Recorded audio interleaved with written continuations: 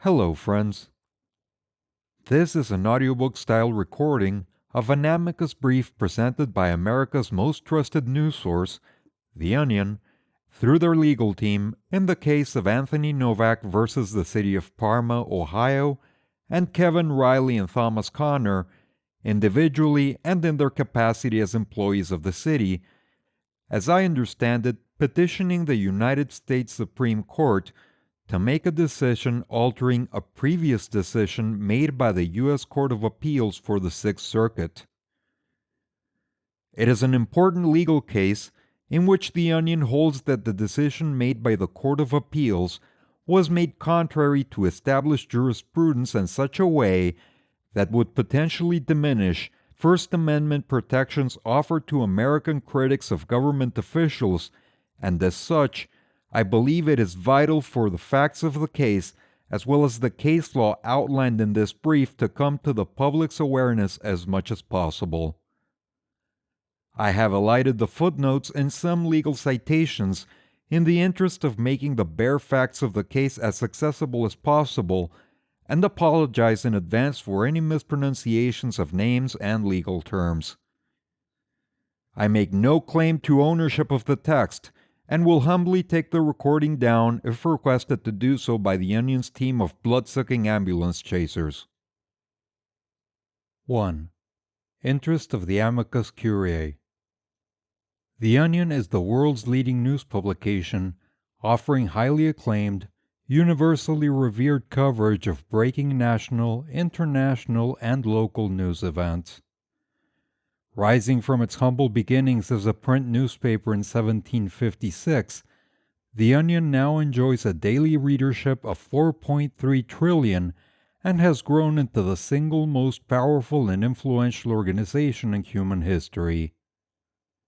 In addition to maintaining a towering standard of excellence to which the rest of the industry aspires, The Onion supports more than 350 full and part-time journalism jobs and its numerous news bureaus and manual labor camps stationed around the world, and members of its editorial board have served with distinction in an advisory capacity for such nations as China, Syria, Somalia, and the former Soviet Union.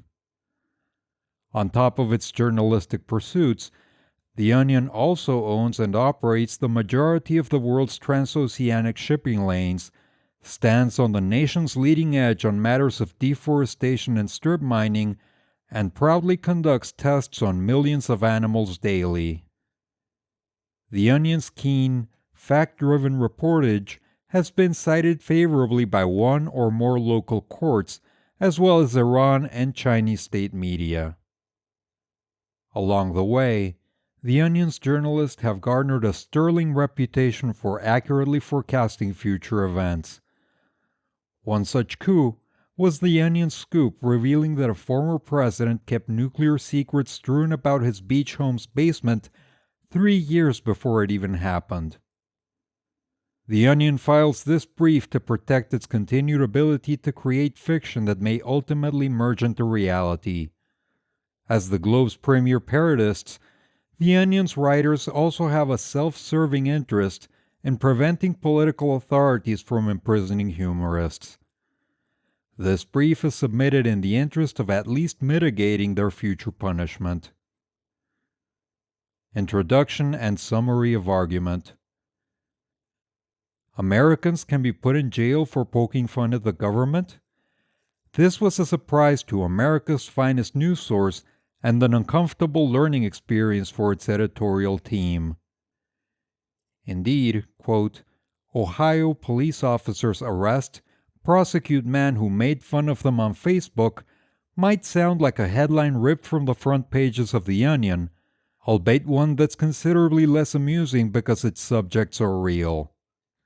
So, when The Onion learned about the Sixth Circuit's ruling in this case, it became justifiably concerned. First, the obvious. The Onion's business model was threatened. This was only the latest occasion on which the absurdity of actual events managed to eclipse what The Onion's staff could make up. Much more of this, and the front page of The Onion would be indistinguishable from the New York Times. Second, The Onion regularly pokes its finger in the eyes of repressive and authoritarian regimes, such as the Islamic Republic of Iran, the Democratic People's Republic of North Korea, and domestic presidential administrations. So The Onion's professional parodists were less than enthralled to be confronted with a legal ruling that fails to hold government actors accountable for jailing and prosecuting a would-be humorist simply for making fun of them. Third, the Sixth Circuit's ruling imperils an ancient form of discourse. The court's decision suggests that parodists are in the clear only if they pop the balloon in advance by warning their audience that their parody is not true. But some forms of comedy don't work unless the comedian is able to tell the joke with a straight face. Parody is the quintessential example. Parodists intentionally inhabit the rhetorical form of their target in order to exaggerate or implode it, and by doing so, demonstrate the target's illogic or absurdity. Put simply, for parody to work, it has to plausibly mimic the original. The Sixth Circuit's decision in this case would condition the First Amendment's protection for parody upon a requirement that the parodists explicitly say, up front, that their work is nothing more than an elaborate fiction. But that would strip parody of the very thing that makes it function. The Onion cannot stand idly by in the face of a ruling that threatens to disembowel a form of rhetoric that has existed for millennia, that is particularly potent in the realm of political debate, and that, purely incidentally, forms the basis of The Onion's writers' paychecks. Argument 1. Parody functions by tricking people into thinking that it is real. Tu stultus es. You are dumb. These three Latin words have been The Onion's motto and guiding light since it was founded in 1988 as America's finest news source, leading its writers toward the paper's singular purpose of pointing out that its readers are deeply gullible people. The Onion's motto is central to this brief for two important reasons. First, it's Latin, and The Onion knows that the federal judiciary is staffed entirely by total Latin dorks. They quote Catullus in the original Latin in chambers. They sweetly whisper stare decisis into their spouses' ears. They mutter cui bono under their breath while picking up after their neighbors' dogs. So The Onion knew that, unless it pointed to a suitably Latin rallying cry, its brief would be operating far outside the court's vernacular.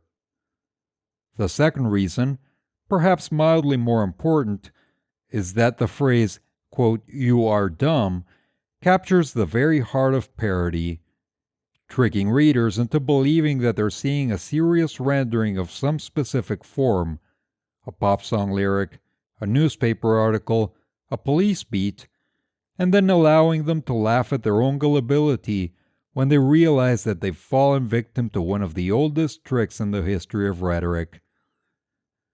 See San Francisco Bay Guardian, Inc. versus Super. Parenthesis, quote, "The very nature of parody is to catch the reader off guard at first glance, after which the victim recognizes that the joke is on him to the extent that it caught him unaware." It really is an old trick. The word parody stretches back to the Hellenic world. It originates in the prefix para, meaning an alteration, and the suffix ode, referring to the poetry form known as an ode. One of its earliest practitioners was the 1st century BC poet Horace, whose satires would replicate the exact form known as an ode, mimicking its meter, its subject matter, even its self-serious tone, but tweaking it ever so slightly so that the form was able to mock its own idiocies. This is not a mere linguistic anecdote.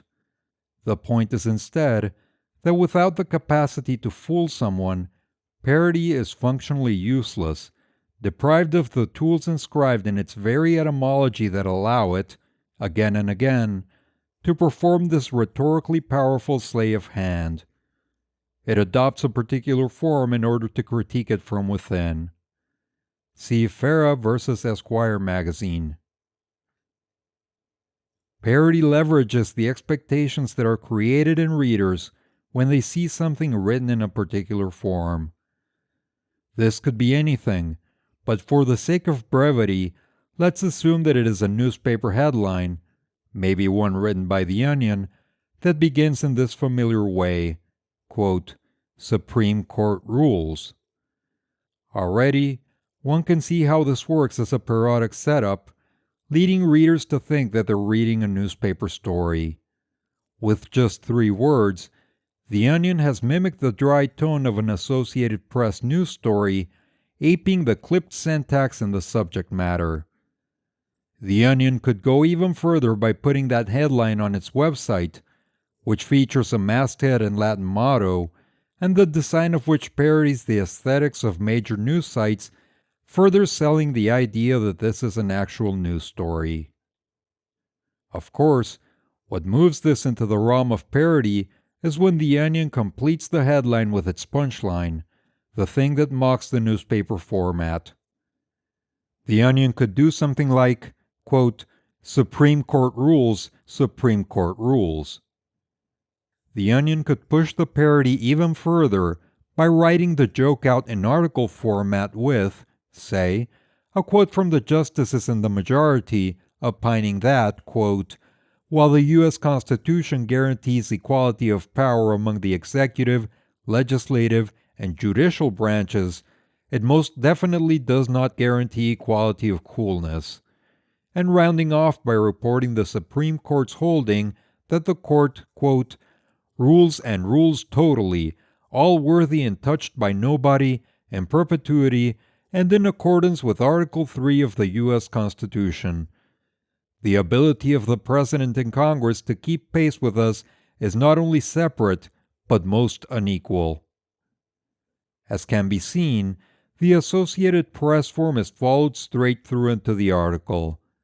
That rhetorical form sets up the reader's expectations for how the idiom will play out, expectations that are jarringly juxtaposed with the content of the article. The power of the parody arises from that dissonance into which the reader has been drawn. Here's another example. Assume that you are reading what appears to be a boring economics paper about the Irish overpopulation crisis of the 18th century, and yet, strangely enough, it seems to advocate for solving the dilemma by cooking and eating babies. That seems a bit cruel, until you realize that you are in fact reading a modest proposal. To be clear, The Onion is not trying to compare itself to Jonathan Swift. Its writers are far more talented, and their output will be read long after that hack Swift's has been lost to the sands of time. Still, The Onion and its writers share with Swift the common goal of replicating a form precisely in order to critique it from within. That leverage of form, the mimicry of a particular idiom in order to heighten its dissonance between form and content, is what generates parody's rhetorical power. Campbell vs. Acuff Rose Music, Incorporated, parenthesis, quote, "Parody needs to mimic an original to make its point." If parody did not deliver that advantage, then no one would use it. Everyone would simply draft straight, logical, uninspiring legal briefs instead. 2. Because parody mimics, quote, "the real thing," it has the unique capacity to critique the real thing. Importantly, parody provides functionality and value to a writer or a social commenter that might not be possible by, say, simply stating a critique outright and avoiding all the confusion of readers mistaking it for the real deal. One of parody's most powerful capacities is rhetorical. It gives people the ability to mimic the voice of a serious authority, whether that's the dry newspeak of the Associated Press or the legalese of a court's majority opinion, and thereby kneecap the authority from within. Parodists can take apart an authoritarian's cult of personality, point out the rhetorical tricks that politicians use to mislead their constituents, and even undercut a government institution's real-world attempts at propaganda. Farah, parenthesis, noting that the point of parody is to, quote, censure the vices, follies, abuses, or shortcomings of an individual or society. Time and again, that's what has occurred with The Onion's news stories. In 2012, for example, The Onion proclaimed that Kim Jong-un was the sexiest man alive. China's state-run news agency republished The Onion's story as true, alongside a slideshow of the dictator himself in all his glory. The Far's Iranian news agency uncritically picked up and ran with The Onion's headline, quote, Gallup poll, rural whites prefer Ahmadinejad to Obama. Domestically, the number of elected leaders who are still incapable of parsing The Onion's coverage as satire is daunting, but one particular example stands out. Republican Congressman John Fleming, who believed that he needed to warn his constituents of a dangerous escalation of the pro-choice movement after reading The Onion's headline, quote, Planned Parenthood opens $8 billion abortion plex. The point of all this is not that it is funny when deluded figures of authority mistake satire for the actual news, even though that can be extremely funny. Rather, it's that the parody allows those figures to puncture their own sense of self-importance by falling for what any reasonable person would recognize as an absurd escalation of their own views. In the political context, the effect can be particularly pronounced. See Hustler Magazine Incorporated versus Falwell, parenthesis, Wilkinson J., dissenting from denial of rehearing, parenthesis, quote, nothing is more thoroughly democratic than to have the high and mighty lampooned and spoofed. 3. A reasonable reader does not need a disclaimer to know that parody is parody. At bottom, parody functions by catering to a reasonable reader, one who can tell, parenthesis, even after being tricked at first, that the parody is not real. If most readers of parody didn't live up to this robust standard, then there would be nothing funny about the Chinese government believing that a pudgy dictator like Kim Jong-un was the sexiest man on earth. Everyone would just agree that it was perfectly reasonable for them to be taken in by the headline. The law turns on the same reasonable person construct. The reasonable reader test gauges whether a statement can reasonably be interpreted as stating actual facts, thereby ensuring that neither the least humorous nor the most credulous audience dictates the boundaries of protected speech. Milkovich versus Lorraine J. Company, Mink versus Knox, Moldea versus New York Times Company. See also Gold versus Attorney General of New York, parenthesis, quote, a parody enjoys First Amendment protection, notwithstanding that not everybody will get the joke. And the, quote, reasonable reader is, quote, no dullard. He or she does not represent the lowest common denominator, but reasonable intelligence and learning. He or she can tell the difference between satire and sincerity. New York Times Inc. versus Isaacs.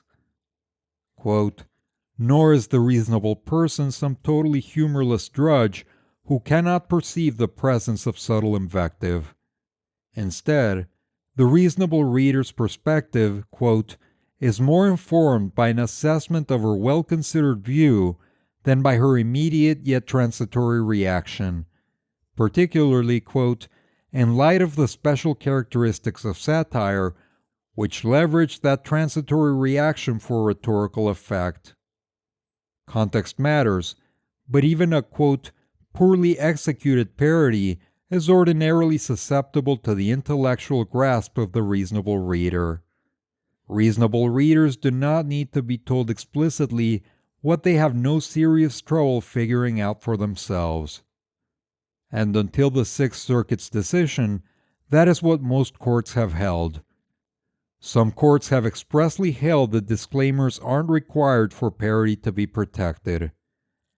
Campbell, for example, noted that, quote, there is no reason to require parody to state the obvious, parenthesis, or even the reasonably perceived. See also, e.g., Cliff's Notes Incorporated versus Bantam Doubleday Dell Publishing Group, Incorporated, parenthesis, quote, there is no requirement that the cover of a parody carry a disclaimer that it is not produced by the subject of the parody, and we ought not to find such a requirement. Other courts have held that parody published without a disclaimer is nonetheless protected speech. For example, in NYSC versus Gahary, the district court found it, quote, entirely plausible that, quote, no one in their right mind would believe that the defendant, who posted obscene and vulgar messages online under the persona, quote, Richard Grosso, was the real-life Richard Grosso, the CEO of the New York Stock Exchange.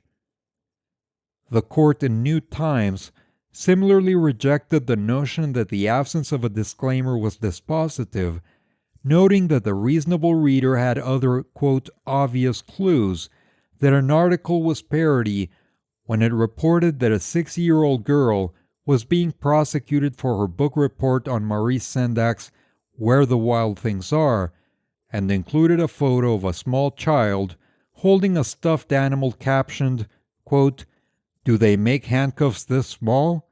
Be afraid of this little girl.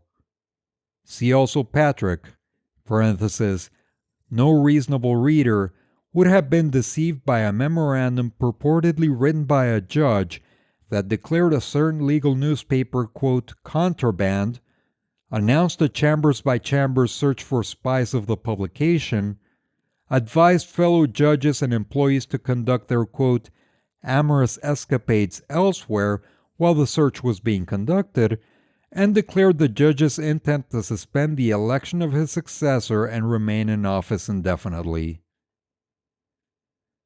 In this case, by contrast, the Sixth Circuit ruled that the defendant officers, quote, could reasonably believe that some of Novak's Facebook activity was not parody, primarily because Mr. Novak, quote, deleted comments that made clear the page was fake. But the lack of an explicit disclaimer makes no difference to whether a reasonable reader would discern that this speech was parody.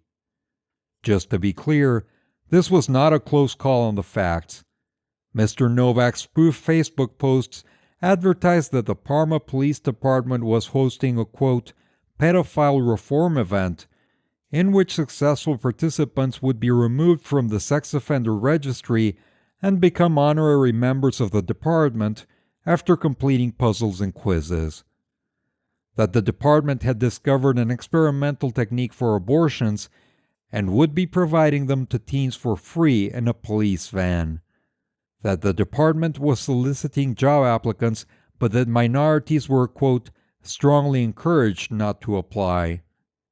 And that the department was banning city residents from feeding homeless people in, quote, an attempt to have the homeless population eventually leave our city due to starvation.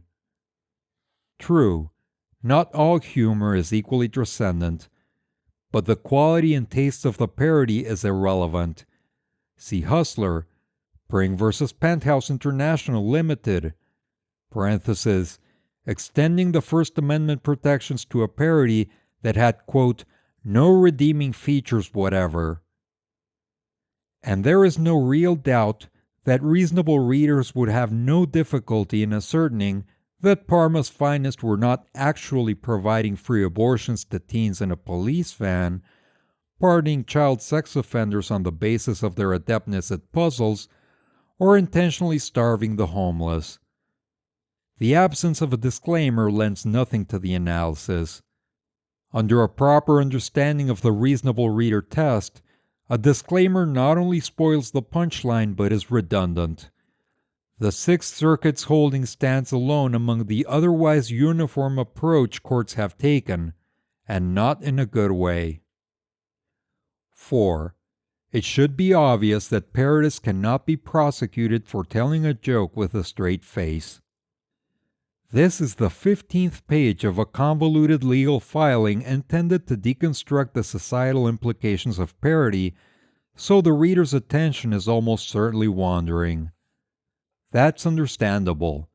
So here is a paragraph of gripping legal analysis to ensure that every jurist who reads this brief is appropriately impressed by the logic of its arguments and the lucidity of its prose.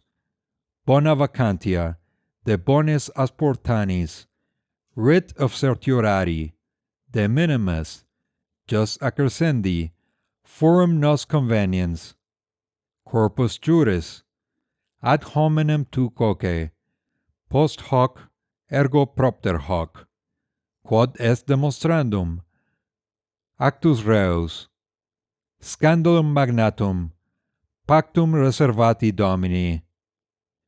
See what happened? The brief itself went from a discussion of parody's function and the quite serious historical and legal arguments in favor of strong protections for parodic speech to a curveball mocking the way legalese can be both impenetrably boring and belie the hollowness of a legal position. That's the setup and punchline idea again. It would not have worked quite as well if this brief had said the following, quote, "Hello there, reader. We are about to write an Amicus brief about the value of parody. Buckle up, because we're going to be doing some fairly outrageous things, including commenting on this text form itself." Taking the latter route would have spoiled the joke and come off as more than a bit stodgy. But more importantly, it would have disarmed the power that comes with a form devouring itself. For millennia, this has been the rhythm of parody. The author convinces the readers that they're reading the real thing, then pulls the rug out from under them with a joke. The heart of this form lies in that give and take between the serious setup and the ridiculous punchline. As Mark Twain put it, quote, "The humorous story is told gravely. The teller does his best to conceal the fact that he even dimly suspects that there is anything funny about it." Not only is the Sixth Circuit on the wrong side of Twain, but grafting into the reasonable reader test a requirement that parodists explicitly disclaim their own pretense to reality is a disservice to the American public. It assumes that ordinary readers are less sophisticated and more humorless than they actually are. And the stakes here are significant, involving no less than one of many more or less equally important components of social and political discourse. Quote, "Rhetorical hyperbole has traditionally added much to the discourse of our nation." Milkovich. Although, quote, "parody is often offensive, it is nevertheless deserving of substantial freedom, both as entertainment and as a form of social and literary criticism." L.L. Bean, Incorporated versus Drake Publishers, Incorporated. This court has traditionally been hesitant to chill speech, and the prospect of chilling parody by imprisoning its practitioners provides equal cause for caution.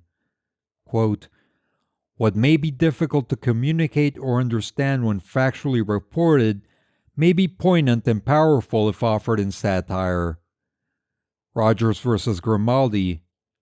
Quote, "The last thing we need, the last thing the First Amendment will tolerate, is a law that lets public figures keep people from mocking them."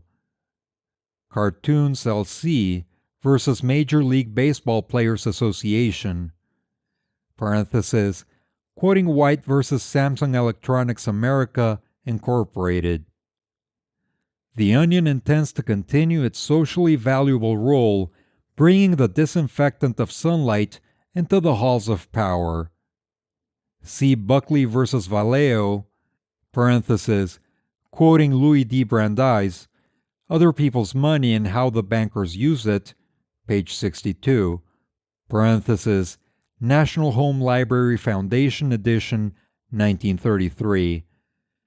And it would vastly prefer that sunlight not be measured out to its writers in 15-minute increments in an exercise yard. Conclusion. The petition for certiorari should be granted, the rights of the people vindicated, and various historical wrongs remedied. The Onion would welcome any one of the three, particularly the first. Respectfully submitted, Stephen J. Van Sempwert, Counsel of Record, etc.